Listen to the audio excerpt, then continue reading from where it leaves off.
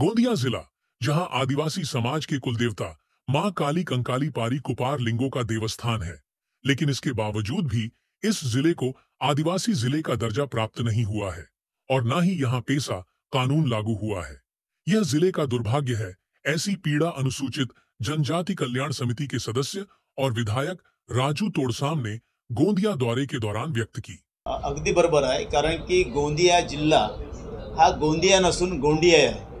आणि तुम्ही जर मराठी कोश जर बघितला, शब्दकोश, तर मराठी शब्दकोशाचं मी वाचन केलेलं आहे। गोंदिया नसून हा गोंडिया आहे। गोंड जमात ह्या ठिकाणी मोठ्या प्रमाणावर वास्तव्यात आहे या जिल्ह्यामध्ये आणि भोवताल सभोवताल, म्हणून हा जिल्हा हा गोंड समुदायाचा, अर्थातच गोंड जात ह्या ठिकाणी राहत होती। त्यात शब्दप्रयोग करून थोडंसं चेंज केला। ॲक्च्युली गोंदिया हा म्हणताच येत नाही, तो गोंडिया आहे। तुम्ही जुने पुस्तक बघून घ्या, जुन्या पुस्तकामध्ये गोंदियाचा उल्लेख हा गोंडिया आहे। आणि म्हणून माझ्या माहितीप्रमाणे तुमच्या प्रसार माध्यमाच्या माध्यमातून तुम्ही महाराष्ट्राला कळू द्या की गोंदिया नसून हा गोंडिया आहे।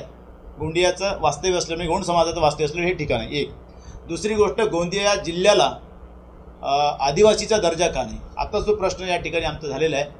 कारण की मोठ्या प्रमाणावर आदिवासी बहुल भाग आहे।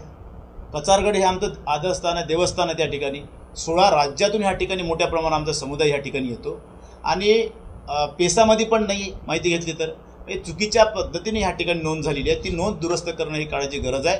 कारण क्षेत्रानुसार माहिती आहे का, आदिवासी ज्या क्षेत्रात राहतो ते क्षेत्र हे पेसा घोषित केलं जातो। आणि दुर्भाग्यानं कचारगड हे संपूर्ण आशिया खंडामधलं एक आदरस्थान आमचं, आशिया खंडातलं, बरं भारतातलंच नाही, भारतातले तर आदिवासी त्या ठिकाणी येतातच। आणि कचारगड हे पेसामध्ये नाही, आदिवासीमध्ये नाही आणि आदिवासी दर्जाही नाही।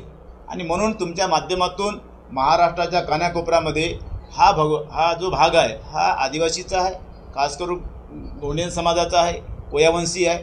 कचारगड हे आमचे देवस्थान आहे, आदरस्थान आहे आणि पारिकुपार लिंगो हे आमचे धर्मगुरू आहेत।